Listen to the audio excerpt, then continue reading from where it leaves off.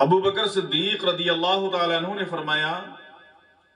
کہ میں نے حضور علیہ الصلوۃ والسلام کو فرماتے ہوئے سنا کہ لوگ جب کوئی بات خلاف شرع دیکھیں اور اس کو نہ مٹائیں تو عنقریب خدا تعالیٰ ان کو اپنے عذاب میں مبتلا فرما دے گا۔ حضرت عرس بن عمیرہ رضی اللہ تعالی عنہ سے روایت ہے کہ نبی کریم علیہ الصلوۃ والتسلیم نے فرمایا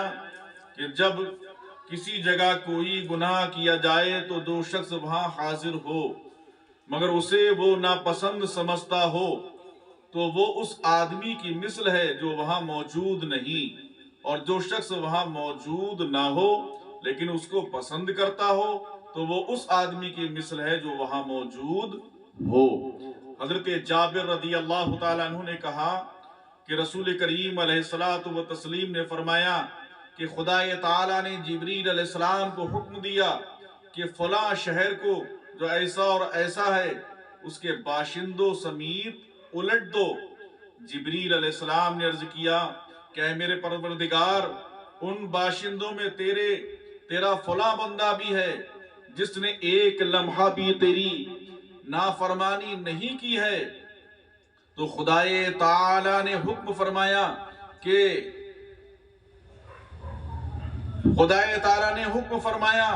کہ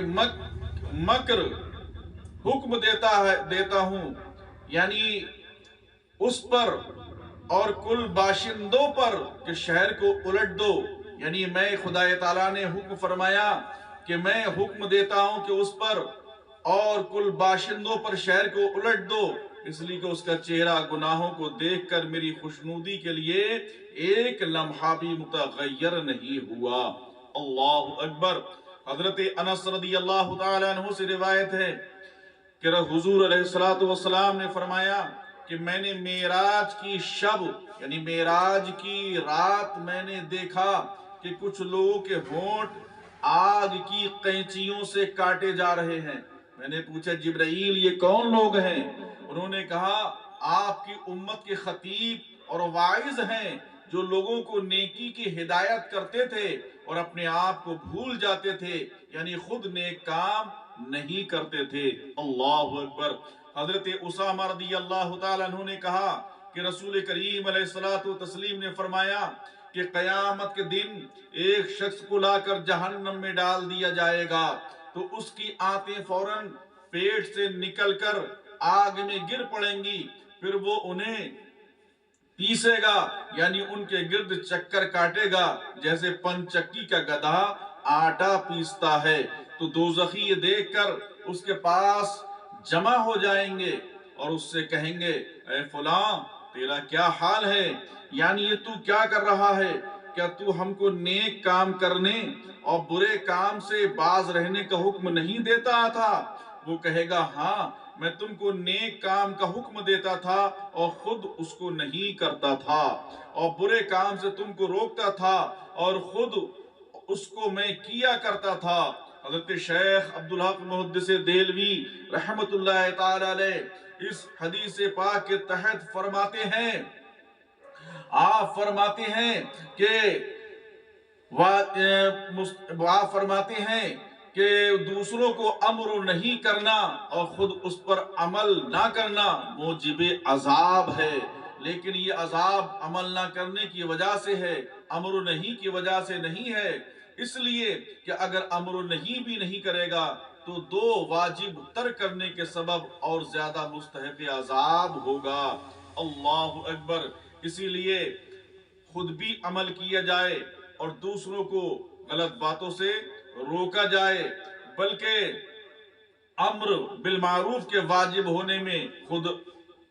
آمر کا بھی عامل ہونا شرط نہیں، بلکہ بغیر عمل بھی امر بالمعروف جائز ہے، اس لیے کہ اپنے آپ کو امر بالمعروف کرنا واجب ہے اور دوسرے کو امر بالمعروف کرنا دوسرا واجب ہے۔ اگر ایک واجب فوت ہو جائے تو دوسرے واجب کا چھوڑنا ہرگز جائز نہ ہوگا، اور وہ جو قرآن مجید پارہ نمبر 29 میں ہے کہ لما تقولون ما لا تفعلون آیا ہے، اگر اسے امر بالمعروف اور نہیں انل منکر کے بارے میں تسلیم بھی کر لیا جائے تو عمل نہ کرنے پر توبیخ مراد ہے، نہ کہ کہنے پر۔ ہاں اس میں شک نہیں کہ اگر خود بھی عمل کرے، یعنی خود بھی عمل کرے تو بہتر ہے، سبحان اللہ۔ اس لیے کہ ایسے شخص کا امر بالمعروف کرنا اثر نہیں کرتا جو خود بے عمل ہے۔ اگر با عمل ہوتے ہوئے اگر یہ بات کو پہنچائے گا تو لوگوں کے دلوں پر جلدی اثر ہوگا۔ کاش ہم بھی بعمل ہو جائیں، ہماری اس زبان کے اندر بھی تاثیر پیدا ہو جائے، ہم بھی گناہوں سے بچ جائیں، ہم جو بات پہنچائیں وہ دوسروں کے دلوں میں جلدی سے بیٹھ جائے، ہماری زبان میں بھی وہ تاثیر پیدا ہو جائے۔ اللہ ہمیں بھی گناہوں سے معاف فرمائے۔ امر بالمعروف کے چند صورتیں ہیں، مگر غالب گمان ہو کہ نصیحت کو قبول کر لیں گے اور برائی سے رک جائیں گے تو ایسی صورت میں نصیحت کرنا واجب ہے، خاموش رہنا جائز نہیں۔ اور اگر غالب گمان ہو کہ نصیحت کرنے پر لوگ برا بھلا کہیں گے یا مار پیٹ کریں گے جس سے دشمنی اور عداوت پیدا ہوگی تو ان صورتوں میں خاموش رہنا افضل ہے، اور اگر مار پیٹ کو صبر کرے گا تو مجاہد ہے۔ ایسے شخص کو امر بالمعروف و نہی عن المنکر میں کوئی حرج نہیں، اور اگر جانتا ہے کہ نصیحت قبول نہ کریں گے اور مار پیٹ گالی گلوچ کا اندیشہ بھی نہیں تو نصیحت کرنے نہ کرنے کا اختیار ہے، اور بہتر یہ ہے کہ اس صورت میں نصیحت کرے، جیسا کہ فتاوی عالمگیری میں ہے۔ برائی دیکھنے والے پر لازم ہے کہ اس سے روکے اگر وہ خود اس برائی میں مبتلا ہو، اس لیے کہ شرع نے برائی سے بچنا اور دوسروں کو اس سے روکنا یہ دونوں باتیں لازم کی ہیں، تو برائی سے نہ بچنے پر روکنے سے بری زمان نہیں ہوگا۔ اللہ رب العزت ہمیں